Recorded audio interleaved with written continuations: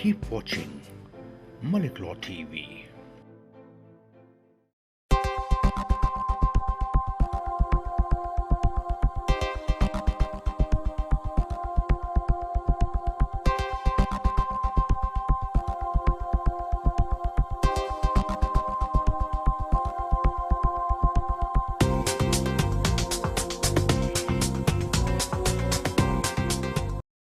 नाजरीन, welcome to the show. मैं हूं आपका मेज़बान अदील मलिक। इस प्रोग्राम में जिसका नाम है लीगल और पेश किया जाता है आपकी खिदमत में हर पीर की शब 8 से 9 बजे तक मलिक लॉ चैम्बर सोलिसिटर्स के ताउन से मलिक लॉ टीवी पे। नाज़रीन, इस प्रोग्राम के 2 सेगमेंट होते हैं। प्रोग्राम के पहले हिस्से में मैं देता हूँ आपको इमिग्रेशन लॉ के मतलब अपडेट्स, और प्रोग्राम के दूसरे हिस्से में मिस्टर अली देते हैं आपको आपके सवालात के जवाब। अगर आपके पास भी कोई सवाल है इमिग्रेशन लॉ के मतलब तो आप भी हमें लिख सकते हैं। हमारा ईमेल एड्रेस है info@maliklaw.tv और हम पूरी कोशिश करेंगे कि आपके सवालात आने वाले प्रोग्राम्स में शामिल करें। नाज़रीन, इसी के साथ आगाज़ करते हैं इमिग्रेशन लॉ अपडेट्स का। नाज़रीन, जैसा मैं आपको पहले भी बताता रहता हूँ कि इमिग्रेशन लॉ का जो एरिया है वो बहुत तेज़ी से बदल रहा है। बहुत सी चेंजेस हुई हैं ये जो साल ख़त्म होने लगा है इस साल में, और बहुत सी चेंजेस एक्सपेक्टेड हैं। नाज़रीन, प्रोग्राम के इस हिस्से में हम फोकस करेंगे उन चेंजेस पे जो इन्फोर्स की गई है होम ऑफिस की जानब से इस मंथ के शुरू में और अक्टूबर के मंथ में। नाज़रीन, इसी तरह ब्रेक के बाद हम फोकस करेंगे इमिग्रेशन बिल पे जो अभी पार्लियामेंट में ज़ेर बहस है और इन्फोर्स होने के expected date next year mid तक है। नाज़रीन, अगर मैं आपको बताऊं ये जो चेंजेस की गई है होम ऑफिस की जानब से इस मंथ में, नाज़रीन 1 दिसंबर से कुछ चेंजेस हुई हैं। मोस्ट ऑफ द चेंजेस जो हैं वो नॉन सब्सटेंशियल है।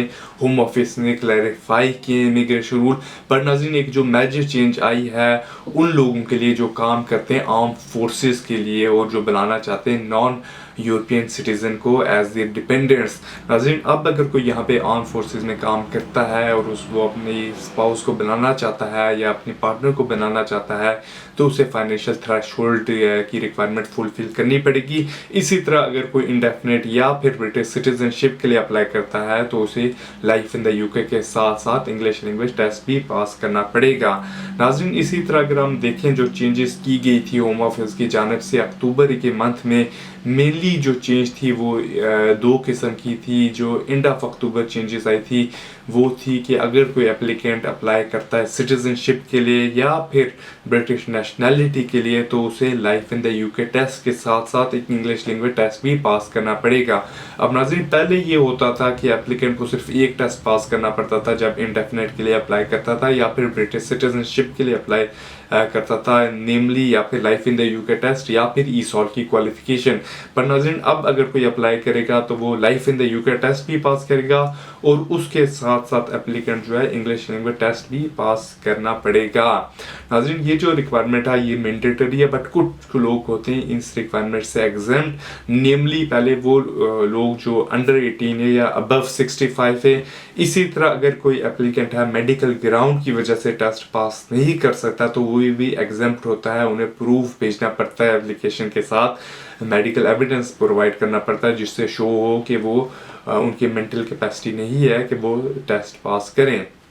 नाज़रीन, इसी तरह अगर हम अब बात करें उन चेंजेस पे जो इन्फोर्स की गई थी अक्टूबर के मंथ के शुरू में, नाज़रीन वो जो चेंजेस थी मेनली आप समझे कि होम ऑफिस ने अट्रैक्टिव बनाया है उन लोगों के लिए यूके डेस्टिनेशन जो यहाँ पे आना चाहते हैं बिजनेस पर्पसेस के लिए या मनी इन्वेस्ट करने के लिए। एक और जो चेंज की गई थी अक्टूबर के बिगिनिंग में वो मेनली होम ऑफिस ने एक डिसीजन आया था कोर्ट का जून में और उसको इम्प्लीमेंट किया है। नाज़रीन, अगर हम पहले नज़र डालें जो डिसीजन आया था मेनली उस डिसीजन में कोर्ट ने यही डिसाइड किया था कि अगर कोई यहाँ पे पॉइंट बेस्ड सिस्टम एप्लीकेंट है और उसका कोई डिपेंडेंट है जो स्विच करना चाहता है point based system dependent category के अंदर تو وہ اب ان کنٹری اپلیکیشن کر سکتا ہے. ناظرین پہلے یہ پاسبل نہیں تھا.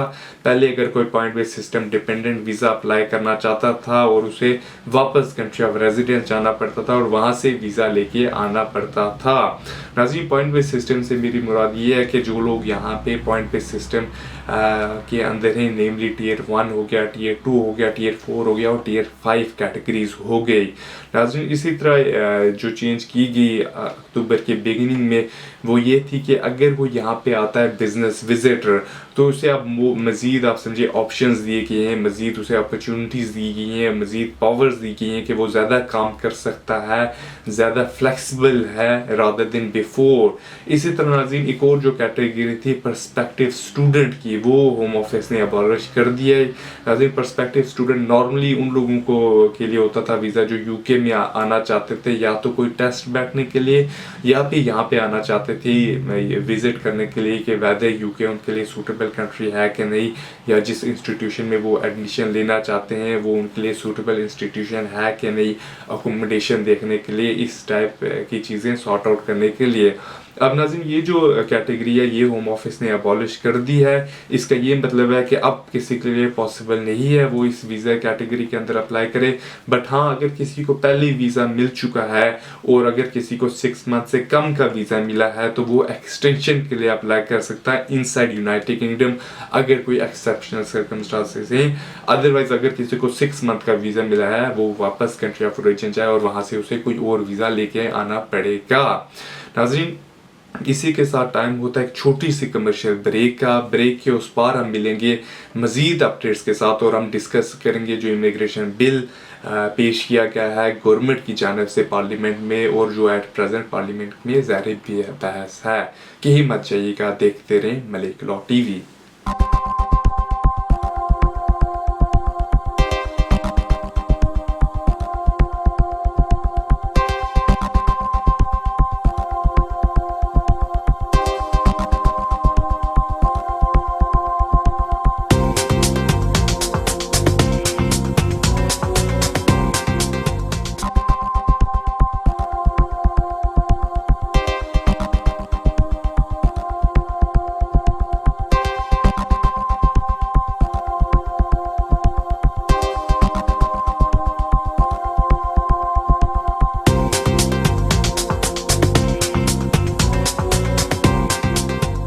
ناظرین ویلکم بیک ٹو دا شو. جس طرح بریک سے پہلے ہم بات کر رہے تھے امیگریشن بل کی جو ایٹ پریزنٹ زیر بحث ہے. اب ناظرین 10 اکتوبر 2013 کو کولیجن گورنمنٹ نے پیش کیا ہے یہ بل جس کا نام ہے امیگریشن بل پارلیمنٹ کے سامنے اور ایٹ پریزنٹ ناظرین یہ بل پروگریس ہو رہا ہے. اس کا یہ مطلب ہے کہ at present Commons House of Commons میں اس بل پہ بحث ہو رہی ہے اور اگر ہاؤس آف کامن پاس کر لیتا ہے تو یہ ہاؤس آف لارڈ کے پاس جائے گا جہاں پہ لارڈز جو ہیں ڈیسائیڈ کریں گے ویدر کہ اس بل کو پروگریس کیا جائے یا نہ کیا جائے. اور اس کے بعد اگر ہاؤس آف لارڈز اسے اپروو کر لیتا ہے اس کے بعد کوئی کنسنٹ اسے ملے گی اور یہ انفورس ہو جائے گا. ناظرین ایکسپیکٹڈ ڈیٹ اس بل کی ہے کہ مڈ نیکسٹ ایئر یا ارلی نیکسٹ ایئر میں یہ انفورس ہو جائے گا، ایکٹیو ہو جائے گا. اب ناظرین یہ جو بل ہے یہ کافی کنٹروورشل ہے، کافی لوگوں کو اس بل کے بارے میں کنسرن ہے اور ناظرین یہ جو امیگریشن جو ایریا جو ہے بہت چینج کر دے گا. ناظرین اس بل کی کافی ایسی پروویژنس ہیں جو آرگنائزیشن انڈیویجول سمجھتے ہیں انفیئر ہیں. ناظرین جس طرح اگر ہم پہلے نظر ڈالیں اس میں ایک پروویژن ہے جو ریموو کر دیا جائے گا اپیل رائٹ. ناظرین اس کا یہ مطلب ہے کہ ایٹ پریزنٹ اگر کسی کی اپلیکیشن ریفیوز ہوتی ہے اسے ہوم آفس والے رائٹ آف اپیل دیتے ہیں. وہ ایک انڈیپینڈنٹ لیول پہ ڈیسیژن جو ہے سیکرٹری آف اسٹیٹ کا چیلنج کر سکتا ہے. پر ناظرین اس بل کی جو مین پروویژن ہے وہ یہ ہے کہ ریسٹرکٹ کر دیا جائے انڈیویجول کو کہ وہ کورٹ میں کیس لے جائے. ناظرین اس کا یہ مطلب ہے کہ رائٹ آف اپیل ختم کر دیا جائے گا. ایٹ پریزنٹ ناظرین آپ سمجھے 17 ٹائپ کے ڈیسیژنز ہوتے ہیں جس کے اگینسٹ اپلیکنٹ جو ہے اپیل کر سکتا ہے. ناظرین مینلی اب جو اس بل کا ٹارگیٹ ہے کہ وہ 17 سے ریسٹرکٹ کر کے صرف 4 گراؤنڈز کر دیے جائیں گے اور مینلی اسائلم یا ہیومن رائٹ کیسز کے اندر اپلیکنٹ اپیل کر سکے گا. ناظرین اور مینلی جو اس بل میں ہے کہ وہ چینج کر دیا جائے گا اپیل کے بجائے انٹرنل ریویو سے. جس طرح ناظرین कुछ लोगों को पता होगा कि एट प्रेजेंट अगर किसी की इंट्री क्लियरेंस एप्लीकेशन रिफ्यूज़ होती है, अगर कोई पॉइंट बेस्ड सिस्टम की इंट्री क्लियरेंस एप्लीकेशन है, तो मेनली एप्लीकेंट को एडमिनिस्ट्रेटिव रिव्यू की इजाज़त होती है, अपील नहीं कर सकता। नाज़रीन, जो एडमिनिस्ट्रेटिव रिव्यू होता है वो ही इंट्रोड्यूस किया जाएगा यूके के अंदर कि अगर किसी की एप्लीकेशन कोई रिफ्यूज़ होती है तो उसे अगर राइट ऑफ अपील नहीं दिया जाता तो वो एडमिनिस्ट्रेटिव रिव्यू के लिए अप्लाई करे होम ऑफिस में, और होम ऑफिस इंटरनली जो है डिसीजन रिकंसिडर करेंगे और डिसाइड करेंगे कि वैदर जो पुराना डिसीजन था वो सही था कि गलत। इसी तरह नाजरीन एक और जो प्रोविज़न है इस बिल की वो ये है कि राइट ऑफ बेल को काफ़ी रिस्ट्रिक्ट कर दिया जाएगा। इसका ये मतलब है कि नाजरीन अगर एट प्रेजेंट कोई बेल की एप्लीकेशन करता है और रिफ्यूज़ होती है उसकी बेल की एप्लीकेशन, वो सेकंड बेल एप्लीकेशन कर सकता है अगर वो भी रिफ्यूज़ होती है और ऑप्शन होती है एप्लीकेंट के पास। पर नाजरीन अगर ये बिल पास होता है बेल राइट्स को महदूद कर दिया जाएगा। इसका ये मतलब है कि अगर किसी की एप्लीकेशन रिफ्यूज़ होती है बेल की, वो नेक्स्ट बेल एप्लीकेशन अप्लाई नहीं कर सकता विद इन 28 डेज़ जब तक उसके कोई सर्कमस्टांसेस चेंज नहीं हुए। अगर कोई सर्कमस्टांसेस चेंज होगी मे बी एप्लीकेंट को इजाज़त दी जाएगी कि वो बेल एप्लीकेशन करे। नाज़रीन इसी तरह एक और जो काफ़ी कंट्रोवर्शियल प्रोविज़न है इस बिल की वो ये है कि चेक्स किए जाएंगे इमिग्रेशन स्टेटस के हवाले से। अगर कोई इंडिविजुअल हाउस रेंट पे लेता है, ड्राइविंग लाइसेंस के लिए अप्लाई करता है, बैंक अकाउंट खुलवाने के लिए बैंक में जाता है, इसका ये मतलब है नाज़रीन अगर कोई इंडिविजुअल ऐसा है जो ब्रिटिश सिटीजन है जो अपनी प्रॉपर्टी रेंट पे देता है किसी इलीगल इंडिविजुअल को जिसके पास कोई इमिग्रेशन स्टेटस नहीं है, तो वो अनलॉफुल होगा उसके लिए जो प्रॉपर्टी रेंट पे देता है। और माइट भी जो लैंडलॉर्ड हो उसे होम ऑफिस वाले फाइन कर सकते हैं और फाइन की मुद्दत 3000 पाउंड तक उसे फाइन हो सकता है। इसी तरह नाज़रीन अगर कोई ड्राइविंग लाइसेंस के लिए अप्लाई करेगा उसे इमिग्रेशन स्टेटस शो करना पड़ेगा, उसके बगैर उसको ड्राइविंग लाइसेंस इशू नहीं होगा। इसी तरह अगर कोई बैंक अकाउंट में जाता है या बैंक अकाउंट खुलवाता है उससे पहले ये प्रूव करना पड़ेगा बैंक को कि उसके पास यूके में लीगल इमिग्रेशन स्टेटस है, अदरवाइज उसका बैंक अकाउंट बैंक वाले नहीं खोलेंगे। नाज़रीन इसी तरह एक और जो मेन चेंज है वो है हेल्थ केयर सेक्टर के हवाले से। अब नाज़रीन इवन दो स्टैटिस्टिक ये बताते हैं कि जो नॉन ब्रिटिश सिटीज़न होते हैं वो कम NHS सर्विस हासिल करते हैं rather than British citizen, but still नाज़रीन जो हेल्थ केयर की चेंजेस हैं ये अफेक्ट करेंगे ब्रिटिश सिटीजन्स को और उन लोगों को जिनके पास कोई इमिग्रेशन स्टेटस नहीं है या जो इलीगल इमिग्रेंट्स हैं। अब नाज़रीन इससे मेरी मुराद ये है कि ज़्यादा चेक्स किए जाएंगे जब NHS के साथ कोई रजिस्टर होगा, वैदर वो ब्रिटिश है या नॉन ब्रिटिश है। इसी तरह नाज़रीन एक और जो प्रोविज़न है वो ये है कि अगर कोई यूके का वीज़ा अप्लाई करेगा अब्रॉड से और वीज़ा वो 6 मंथ से ज़्यादा का अप्लाई करेगा तो मे बी उसे एक हेल्थ केयर सरचार्ज पे करना पड़ेगा at the time of application. इसका ये मतलब है कि वैदर वो हेल्थ केयर यूज़ करे या ना करे उसे एक हेल्थ केयर सरचार्ज पे करना पड़ेगा at the time of application before वो यूके में आता है। और नाज़रीन जो अभी एक्सपेक्टेड अमाउंट है वो है 150 पर ईयर। इसका ये मतलब है कि अगर कोई फ़र्ज़ करें स्टूडेंट वीज़े के लिए अप्लाई करता है और स्टूडेंट वीज़ा वो अप्लाई करता है 2 साल का तो उसे 150 multiply by 2 around 300 pound at the time of application पे करना पड़ेगा, फिर ही उसे वीज़ा ग्रांट होगा एंट्री क्लियरेंस। इसी तरह नाज़रीन एक और जो इस बिल की प्रोविज़न है वो ये है कि ज़्यादा पावर्स दी जाएंगी इमिग्रेशन ऑफिसर्स को। इसका ये मतलब है कि अगर इमिग्रेशन ऑफिसर चाहे तो वो रिलेटिव्स फ्रेंड्स के भी घर आ सकता है और उनकी चेक कर सकता है घर अगर कोई रिलेटिव फ्रेंड किसी इलीगल इमिग्रेंट का है। इसी तरह नाज़रीन उन्हें मोर पावर दी जाएगी कि वो इंडिविजुअल्स के घर में जाएं और वहाँ से चेकिंग करें कि वैसे इंडिविजुअल वहाँ पे रहता है कि नहीं। नाज़रीन एक और जो मेन प्रोविज़न है इस बिल की वो है ह्यूमन राइट्स के हवाले से। अब नाज़रीन जिस तरह काफ़ी लोगों को पता भी होगा कि ह्यूमन राइट में बहुत से इंडिविजुअल जो होते हैं एप्लीकेशन करते हैं मेनली आर्टिकल 8 के अंदर। नाज़रीन अब जो इस बिल की प्रोविज़न है वो ये है कि पार्लियामेंट अगर बिल पास होता है तो एक क्राइटेरिया सेट कर देगी मेनली आर्टिकल 8 के लिए जो कोर्ट यूज़ करे अगर किसी को आर्टिकल 8 में यहाँ पे स्टे मिलना चाहिए या नहीं मिलना चाहिए। नाज़रीन इस बिल से यही लगता है कि एट प्रेजेंट गवर्नमेंट को ये कंसर्न है कि आर्टिकल 8 के अंदर कोर्ट्स जो हैं अपील्स अलाउ कर रहे हैं, तो इसीलिए वो एक स्पेसिफिक क्राइटेरिया रख देंगे जो कोर्ट यूज़ करें आइंदा अगर किसी को अपील उन्होंने अलाउ करनी हो आर्टिकल 8 के अंदर या नहीं।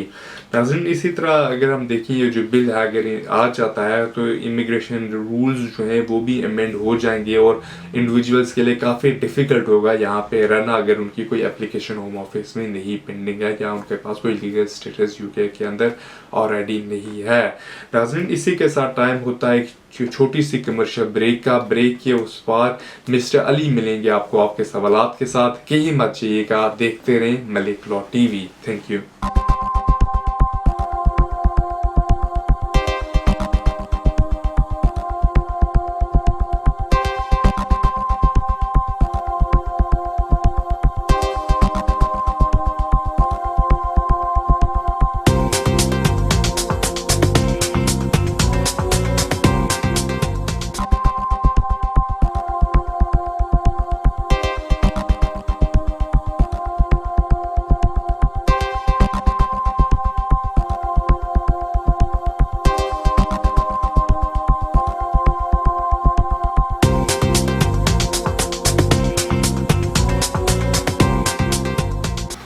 नाजरीन मैं हूं इम्तियाज़ अली और लंदन से आपको कहता हूं सवाल और जवाब के इस प्रोग्राम में खुश आमदीद। अदील मलिक इससे पहले आपको दे रहे थे लीगल अपडेट्स, उम्मीद है कि आपने उनका प्रोग्राम पसंद किया होगा।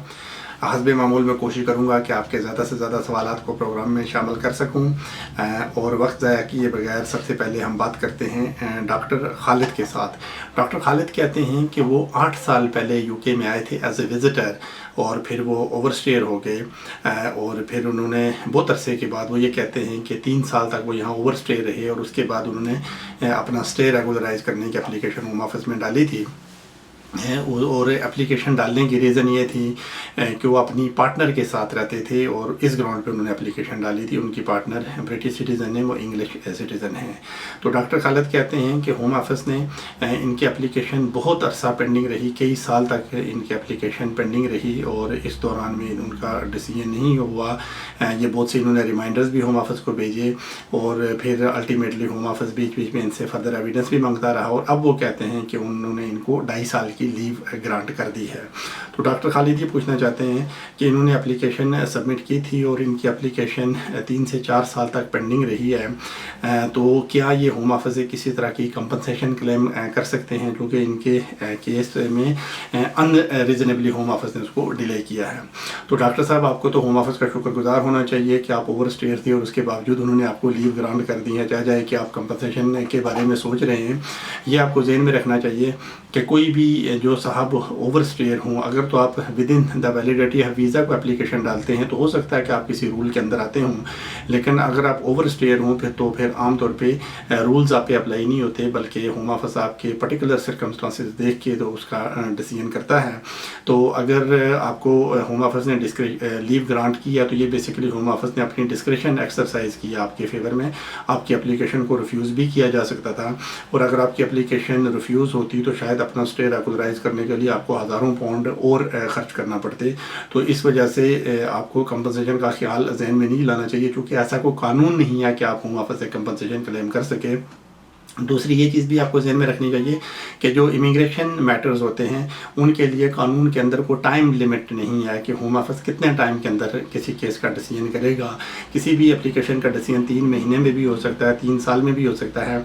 और बिल्कुल चूँकि मैं प्रैक्टिस में हूँ तो मैंने ऐसे केसेस भी देखे हैं जो कि 10-10 साल से होम ऑफिस में पेंडिंग है। यानी 10 साल से बिल्कुल ऐसा केस मैंने देखा है जो कि 10 साल से ज़्यादा अरसे से होम ऑफिस में पेंडिंग है और अभी तक उसका डिसीजन नहीं हो रहा है। तो होम ऑफिस अगर लंबा टाइम भी ले तो उन पर कोई लीगल रिस्ट्रिक्शन नहीं है क्योंकि कानून में कोई टाइम लिमिट नहीं है कि कितने टाइम के अंदर कोई भी डिसीजन किया जाए। और ख़ास तौर पे जब आप ओवरस्टेयर थे और ओवरस्टेयर होने के बाद आपने कोई एप्लीकेशन डाली फिर तो आपका किसी तरह का कोई राइट नहीं है कि आप होम ऑफिस से किसी भी तरह की कंपनसेशन क्लेम करने के बारे में सोचें। तो ये बिल्कुल ऐसा करना पॉसिबल नहीं होगा। आपको 2.5 साल की लीव मिल गई, ये मैक्सिमम जो था जो होम ऑफिस आपको फेवर दे सकता था या जो होम ऑफिस आपके फेवर में डिस्क्रिप्शन एक्सरसाइज कर सकता था वो मैक्सिमम यही हो सकता था। तो उम्मीद है कि आपको आपके सवाल का जवाब मिल गया होगा। ڈاکٹر خالد کے بعد ہم بات کرتے ہیں ہارون الرشید کے ساتھ۔ ہارون الرشید کہتے ہیں کہ وہ بنگلہ دیش سے یو کے میں آئے تھے اور وہ اسٹوڈنٹ ویزا پہ یو کے میں آئے تھے۔ ہارون الرشید یہ کہتے ہیں کہ ان کی مدر برٹش سٹیزن تھیں، ٹائم آف برتھ وہ برٹش سٹیزن تھی، کیونکہ ان کی جو مدر کے فادر تھے، یعنی ان کے جو گرینڈ فادر، ان کے جو نانا تھے، وہ برٹش سٹیزن تھے، اور جس کی وجہ سے ٹائم آف برتھ ان کی مدر بھی برٹش سٹیزن تھی۔ تو ہارون الرشید یہ کہتے ہیں کہ وہ یو کے میں آئے اور اب یہاں انہوں نے اس گراؤنڈ پہ رائٹ آف ابورٹ کے لیے اپلائی کیا ہے کہ ٹائم آف برتھ ان کی مدر برٹش سٹیزن تھی، اور اس گراؤنڈ پہ ان کو یہاں رائٹ آف ابورٹ دیا جائے، لیکن ان کی اپلیکیشن ریفیوز ہو گئی ہے۔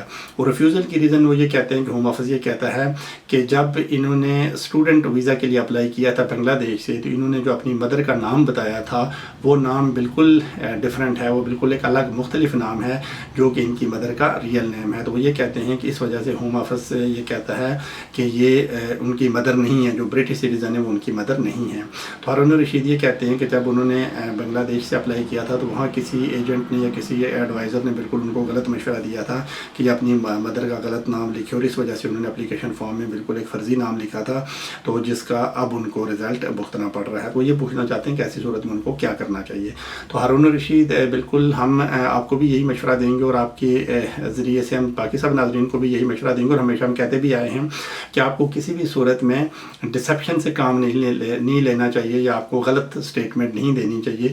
جب آپ نے اسٹوڈنٹ ویزا کے لیے اپلائی کیا تو وہاں آپ نے اپنی مدر کا نام غلط لکھا، اور آپ نے اس کے کنسیکوینسز دیکھ لیے، حالانکہ یہ نام آپ صحیح بھی لکھتے تو کوئی فرق نہیں پڑتا تھا، تو غلط نام لکھنے کا غلط نتیجہ نکلا ہے۔ تو اگر آپ کو غلطی کریں گے تو یقینی طور پہ آپ کو اس کی قیمت ادا کرنی ہوگی، اور جیسے کہ آپ ادا کر رہے ہیں تو بالکل آپ یہ بہت سے ملکوں میں ایسے ہم نے دیکھا ہے کہ ایجنٹس بیٹھے ہوتے ہیں اور لوگوں کو بالکل مس گائڈ کرتے ہیں اور لوگوں کو غلط مشورے دیتے ہیں، اور معصوم لوگ ان کے مشوروں میں آ جاتے ہیں اور پھر اپنا سارا کیس خراب کر بیٹھتے ہیں۔ تو آپ کو کوشش یہ کرنی چاہیے کہ زیادہ سے زیادہ آپ صحیح انفارمیشن دیں جب بھی آپ کوئی اپلیکیشن سبمٹ کریں، یا تو انٹری کلیئرنس کے لیے یا یہاں ایکسٹینشن کے لیے یا کسی بھی طرح کی لیو کے لیے جب آپ کو اپلیکیشن سبمٹ کریں تو کوشش کریں کہ آپ زیادہ سے زیادہ صحیح انفارمیشن دیں، کریکٹ انفارمیشن دیں۔ تو اس میں جتنی آپ اچھی صحیح انفارمیشن دیں گے اتنا آپ کو نقصان کا چانس کم ہوتا جائے گا۔ تو بہرحال اب آپ کی اپلیکیشن اس وجہ سے ریفیوز ہوئی ہے کہ جو آپ کی مدر ہیں وہ ان کا جو نام ہے وہ نام آپ نے انیشیل انٹری کلیئرنس اپلیکیشن میں نہیں لکھا تھا، تو یقینی طور پہ آپ نے یہ غلطی کیا، یہ ایک طرح کی ڈسیپشن ہے۔ تو آپ کے پاس بہرحال اس ڈیسیژن کے خلاف اپیل کا رائٹ ہوگا، آپ اس کے خلاف اپیل کر سکتے ہیں۔ آپ کی اپیل جائے گی فرسٹ ریٹ ٹرائبونل میں، ایک انڈیپینڈنٹ جج کے پاس، ایک انڈیپینڈنٹ ٹرائبونل کے پاس آپ کی اپیل جائے گی، تو وہ اس میں سارے سرکمسٹانسز کو کنسیڈر کریں گے۔ تو وہاں بالکل آپ کو یہ جسٹیفائی کرنا ہوگا کہ ایسا ڈفرینس کیوں ہے کہ آپ کی مدر کا نام جو آپ کی مدر کے پاسپورٹ کے اوپر لکھا ہوا ہے یا جو آپ کے برتھ سرٹیفکیٹ پہ لکھا ہوا ہے وہ ڈفرینٹ کیوں ہے، اور جب آپ نے اسٹوڈنٹ ویزا کے لیے اپلائی کیا تھا بنگلہ دیش سے تو وہاں آپ کی مدر کا نام ڈفرینٹ کیوں ہے۔ یہ یقینی طور پہ برڈن آف پروف آپ نے پروف کرنا ہے کہ آپ نے دو ڈفرینٹ نام کیسے آپ کی مدر کے ہوگی، اور آپ نے یہ نام وہاں آپ نے دوسرا نام کیوں لکھا تھا۔ تو اس بارے میں آپ بالکل اگر آپ کورٹ کو سیٹسفائی کر دیتے ہیں تو پھر آپ کی اپیل سکسیزفل ہو جائے گی، ادروائز میں سکسیس کا چانس نہیں ہے۔ ایک الٹرنیٹیو یہ بھی ہوتا ہے کہ آپ ڈی این اے ٹیسٹنگ سے بھی پروف کر سکتے ہیں کہ آپ اور آپ کی مدر ریلیٹڈ ہیں، جیسا کہ آپ کلیم کرتے ہیں، تو یہاں سے آپ کا ریلیشن شپ تو پروو ہو جائے گا، لیکن وہ کویسچن مارک اپنی جگہ موجود رہے گا کہ انٹری کلیئرنس اپلیکیشن میں آپ نے مدر کا نام غلط کیوں لکھا تھا۔ تو بہرحال وہ اس سوال کا جواب آپ کو ہی دینا ہے، تو کورٹ کو سیٹسفائی کرنا بھی آپ کا کام ہوگا۔ بہرحال اس ڈیسیژن کے خلاف آپ کے پاس اپیل کا رائٹ ہے اور آپ اپیل کا رائٹ ایکسرسائز کر سکتے ہیں۔ ہارون الرشید کے بعد ہم مسٹر بجاج کے ساتھ بات کرتے ہیں۔ بجاج صاحب کہتے ہیں کہ وہ 18 سال سے یو کے میں رہ رہے ہیں، وہ 24 آورز کی ان کو انٹری ملی تھی۔ وہ یہ کہتے ہیں کہ وہ کسی دوسری کنٹری میں جا رہے تھے اور وہ ٹرانزٹ میں یو کے میں آئے اور یہاں ان کو 24 آورز کی انٹری ملی، چونکہ ان کی فلائٹ کے دوسرے ایئرپورٹ سے تھی، تو ان کو انٹریز گراؤنڈ پہ دی گئی تھی کہ وہ ٹریول کر کے دوسرے ایئرپورٹ پہ جائیں گے اور وہ وہاں سے اپنی فلائٹ پکڑیں گے۔ تو بجاج کہتے ہیں کہ اس کے بعد وہ یو کے سے باہر نہیں گئے، اور اس کے بعد انہوں نے بہت سی اپلیکیشن سبمٹ کیا اپنا اسٹے ریگولرائز کرنے کے لیے، اور ان کی اپلیکیشنیں ریفیوز ہو گئی ہیں۔ وہ کہتے ہیں کہ انہوں نے 8 سے زیادہ اپلیکیشن سبمٹ کی ہیں اور ساری کی ساری اپلیکیشنز ریفیوز ہو گئی ہیں، اور الٹیمیٹلی ان کا ڈیپورٹیشن آرڈر ایشو ہوا۔ ڈیپورٹیشن آرڈر کے خلاف انہوں نے اپیل کی، اور وہ کہتے ہیں کہ وہ اپیل بھی ڈسمس ہو گئی تھی، لیکن انہوں نے کنٹری نہیں چھوڑا کیونکہ ہوم آفس ان کو ٹریس نہیں کر سکا کہ یہ کہاں رہتے ہیں۔ تو بجاج یہ پوچھنا چاہتے ہیں کہ اب ان کو پتہ چلا ہے کہ ان کے پاس اب کوئی دوسرا آپشن نہیں ہے کہ وہ اپنا اسٹے ریگولرائز کر سکیں. وہ یہ پوچھنا چاہتے ہیں کیا ایسا پاسبل ہے کہ کوئی آنے والی کوئی ایمنسٹی ہو اور وہ اس ایمنسٹی میں کور ہو جائیں. تو یہ مسٹر بجاج پوچھنا چاہتے ہیں. بجاج صاحب پہلی بات تو یہ ہے کہ اگر آپ کا ڈپورٹیشن آرڈر ایشو ہوا ہے اور اس کے خلاف آپ کی اپیل ڈسمس ہو گئی ہے تو یقینی طور پہ پھر آپ کے آگے بڑھنے کے چانسز بہت کم ہو گئے ہیں، بلکہ نہ ہونے کے برابر ہیں. کیونکہ اگر ڈپورٹیشن آرڈر ایشو ہو جائے اور وہ انفورس رہے تو پھر آپ کو یو کے میں بھی لیو ملنے کا چانس نہیں ہوتا ہے، اور اگر آپ یو کے سے باہر جائیں اور پھر آپ واپس آنا چاہیں تو پھر بھی واپسی کا چانس نہیں ہوتا ہے. تو بہرحال جہاں تک ایمنسٹی کا تعلق ہے تو یہ انٹائرلی ڈیپینڈ کرتا ہے ایمنسٹی. اگر کوئی ایمنسٹی آتی ہے تو اس کے اندر کون کون سے لوگ کور ہوں گے، یہ اس ایمنسٹی کے اندر ہی ہوتا ہے. اس وقت یہ کہنا بہت ڈیفیکلٹ ہے، اور یہ بھی ابھی کہنا بہت ڈیفیکلٹ ہے کہ کوئی مستقبل قریب میں کوئی ایمنسٹی گورنمنٹ کی طرف سے اناؤنس ہوگی یا کہ نہیں ہوگی. تو ناظرین اب ایک بریک کا ٹائم ہوا چاہتا ہے. بریک کے فوراً بعد ہم پھر حاضر ہوں گے آپ کی خدمت میں. آپ ہمارے ساتھ ہی رہیے گا.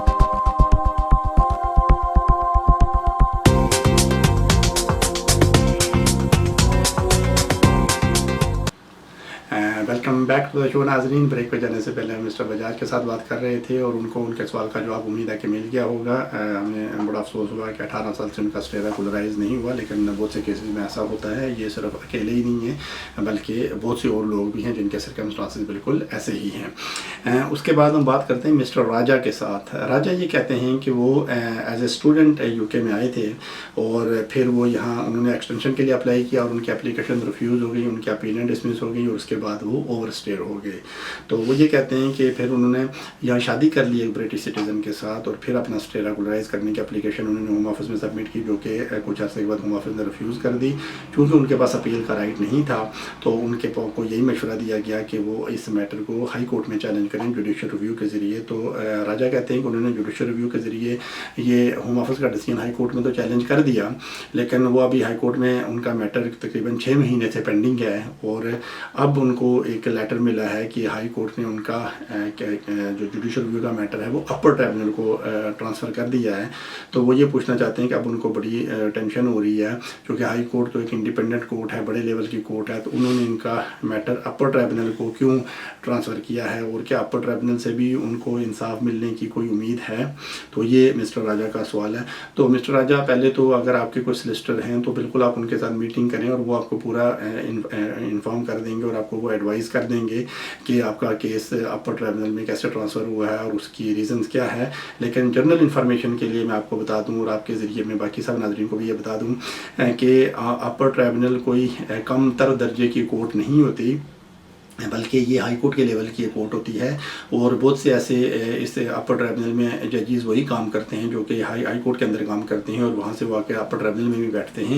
تو اپر ٹریبونل اور ہائی کورٹ کا قانون کے حساب سے بالکل ایک ہی جیسا درجہ ہے اور ان کا بالکل ایک ہی سٹیٹس ہے. ایک تو یہ آپ کو ذہن میں رکھنا چاہیے، اور دوسرا یہ ایسا بھی نہیں ہے کہ اگر ہائی کورٹ نے آپ کا کیس اپر ٹریبونل میں ٹرانسفر کیا ہے تو یہ کسی سپیریئر کورٹ سے کسی کم تر درجے کی کورٹ میں آپ کا کیس ٹرانسفر ہوا ہے، ایسا نہیں ہے.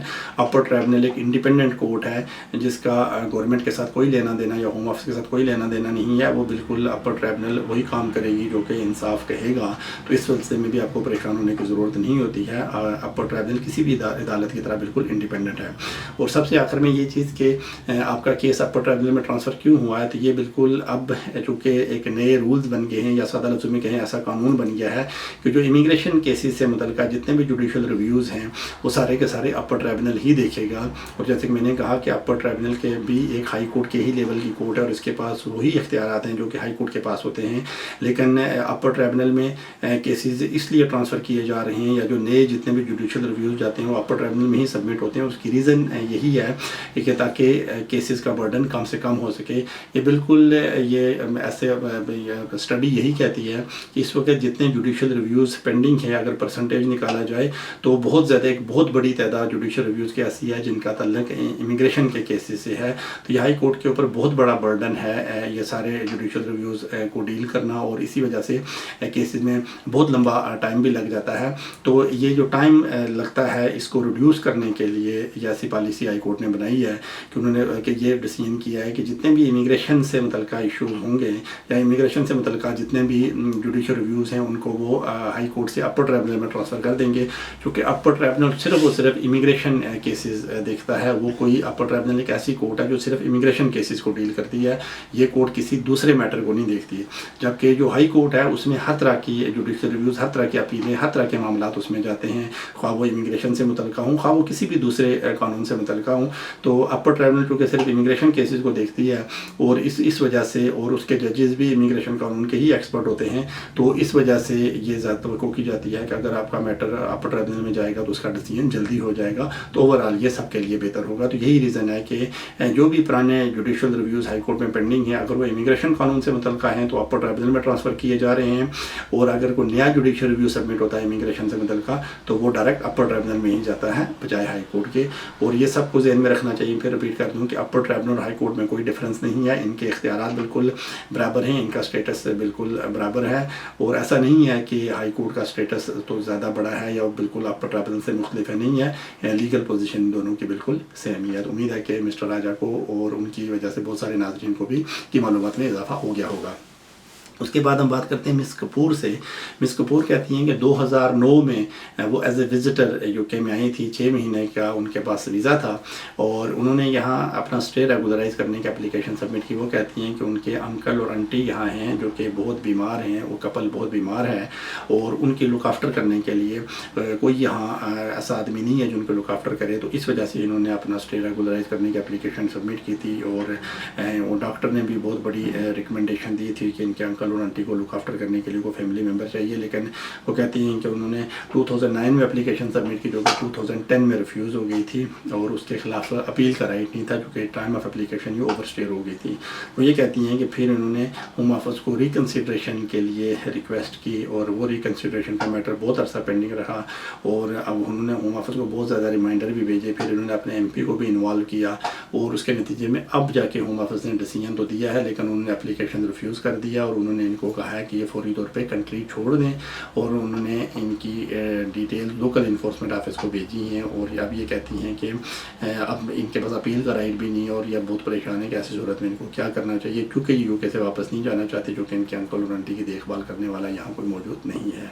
तो मिस कपूर, पहली तो बात यह है कि जब आपने एप्लीकेशन सबमिट की थी और आपकी एप्लीकेशन रिफ्यूज़ हो गई थी और उसमें अपील का राइट भी नहीं था, तो जब आपने रिकन्सिडरेशन के लिए अप्लाई किया तो फिर बेहतर यही होता है कि रिकन्सिडरेशन के लिए एप्लीकेशन सबमिट करके तो आपको वेट करना चाहिए था। जब भी आपका टर्न आता होम ऑफिस उसका जो भी डिसीजन है वो उसका डिसीजन करता, लेकिन आपने जैसे क्या कहती है होम ऑफिस को बहुत ज़्यादा रिमाइंडर्स भेजे, और जो डिसीजन हो सकता है साल या 2 साल के बाद आता वो अब आ गया है। जैसे आपने MP को भी इन्वॉल्व किया, तो अगर आपका केस कोई बहुत ज़्यादा स्ट्रांग नहीं है तो ऐसी सूरत में अगर आपने रिकन्सिडरेशन के लिए अप्लाई किया है तो इसमें होम ऑफिस को रिमाइंडर भेजना कोई ज़्यादा यूज़फुल नहीं होता, क्योंकि पॉजिटिव डिसीजन आने का तो चांस होता नहीं है। और जैसा कि आपके साथ हुआ है, अब अगर होम ऑफिस ने रिकन्सिडरेशन की एप्लीकेशन आपकी रिफ्यूज़ की है और उन्होंने आपका मैटर जैसे कि स्टैंडर्ड प्रोसीजर है लोकल इन्फोर्समेंट ऑफिस को भेजा है, तो लोकल इन्फोर्समेंट ऑफिस का काम यही होता है कि वो आपका ट्रैवल अरेंज करें यूके से। तो वो बिल्कुल वो लोग आपसे कॉन्टैक्ट करेंगे, क्योंकि आपके रिफ्यूज़ल लेटर में शायद लिखा भी होगा कि कोई उन्होंने डेट भी दी होगी कि आप इस डेट था या उससे पहले लोकल इन्फोर्समेंट ऑफिस से कॉन्टैक्ट करें। तो या तो आप उनसे कॉन्टैक्ट करेंगे या वो लोग आपसे कॉन्टैक्ट करेंगे और आपका ट्रैवल अरेंज करेंगे। तो मैं आपको यही मशवरा दूंगा कि आप फौरी तौर पे अगर आपके पास कोई सोलिसिटर हैं तो आप उनसे मशवरा करें, वरना आप किसी भी अच्छे से सोलिसिटर से मिल के तो जुडिशल रिव्यू का मैटर डिस्कस करें, क्योंकि जब तक आपके पूरे डॉक्यूमेंट्स ना देखा जाए, आपके केस का बैकग्राउंड पूरी तरीके से ना देखा जाए, तो ये कहना बहुत डिफिकल्ट है कि आपके केस में आगे इसको जुडिशल रिव्यू का के तौर पे इसको आगे ले जाने का कोई चांस है या नहीं है। लेकिन चूँकि आपके पास अपील का राइट नहीं है और होम ऑफिस ने होम ऑफिस अब इन्फोर्समेंट का एक्शन शुरू करने वाला है, तो आपको इस बारे में किसी भी सोलिसिटर से मिलकर प्रॉपर एडवाइस ले लेनी चाहिए, ताकि आपको किसी तरह की परेशानी का सामना ना करना पड़े। मिस कपूर के बाद हम बात करते हैं मिस्टर भंडारी के साथ। भंडारी कहते हैं कि वो भी एज ए स्टूडेंट आए थे यूके में, नेपाल से वो उनका ताल्लुक है, और यहाँ उन्होंने कहते हैं कि एक दफ़ा उनको एक्सटेंशन मिली थी और उसके बाद उनकी फर्दर एक्सटेंशन की एप्लीकेशन रिफ्यूज़ हो गई थी, जिसके खिलाफ उन्होंने अपील की और उनकी अपील भी डिसमिस हो गई थी, लेकिन उसके बावजूद उन्होंने कंट्री नहीं छोड़ा। फिर कहते हैं कि होम ऑफिस ने उनकी रिमूवल डायरेक्शन इशू की, रिमूवल का डिसीजन इशू हुआ, जिसके खिलाफ उन्होंने दोबारा अपील की। तो ये कहते हैं कि अब उनकी रिमूवल के ख़िलाफ़ अपील भी कोर्ट ने डिसमिस कर दी है, और डिसमिसल की रीज़न जज ने यही बताई है कि चूँकि ये इनका यहाँ रहने का वो काम नहीं है, चूँकि ये स्टडी भी नहीं कर रहे हैं, और इनका चूँकि एज ए स्टूडेंट यहाँ आए थे, स्टडी इन्होंने कंप्लीट की नहीं है और अब भी स्टडी नहीं कर रहे हैं। तो ये कहते हैं कि ये चीज़ कोर्ट ने अपने डिसीजन में लिखी है और रिमूवल के ख़िलाफ़ अपील डिसमिस हो गई है। तो मिस्टर भंडारी ये पूछना चाहते हैं कि अब वो दोबारा स्टडी करना चाहते हैं, तो अगर कोई कॉलेज उनको इनरोल कर दे तो क्या उनको दोबारा स्टूडेंट वीज़ा मिल सकता है? तो मिस्टर भंडारी अनफॉर्चुनेटली ऐसा पॉसिबल नहीं होगा, क्योंकि शायद आपको पता ही होगा कि जो पॉइंट बेस्ड एप्लीकेशन होती हैं, जिनमें के टियर 4 स्टूडेंट्स की एप्लीकेशन भी आती हैं, उनके लिए ज़रूरी है कि टाइम ऑफ एप्लीकेशन आपके पास वैलिड वीज़ा होना चाहिए, और एक्सेप्शनल सर्कमस्टांसिस में अगर आप ओवर स्टेयर हैं तो आप 28 डेज से ज़्यादा ओवर स्टेयर नहीं होने चाहिए। अब क्योंकि आपकी एप्लीकेशन रिफ्यूज़ हो गई है और आप बहुत लंबे टाइम से ओवर स्टेयर हैं और आपकी अपीलें भी डिसमिस हो गई हैं, तो अब आपके लिए दोबारा स्टूडेंट बनना पॉसिबल नहीं होगा। अगर आप स्टूडेंट बनना भी चाहते हैं तो आपको हर हाल में कंट्री छोड़ना होगा, और अपने कंट्री में आपको एक कुछ अर्सा की वहाँ बैन होगी जो कि 1 साल की होती है, और उसके बाद आप वहाँ से दोबारा वीज़े के लिए अप्लाई कर सकते हैं, लेकिन यहाँ से स्टूडेंट वीज़ा लेना आपके लिए जो आपके सर्कमस्टांसेस हैं इसमें पॉसिबल नहीं होगा। तो नाजरीन, अब हमारे प्रोग्राम का वक्त ख़त्म हुआ जाता है। अगले हफ्ते हम फिर हाज़िर होंगे आपकी खिदमत में। आप अपना और सब लोगों का बहुत बहुत ख्याल रखिएगा। Good bye.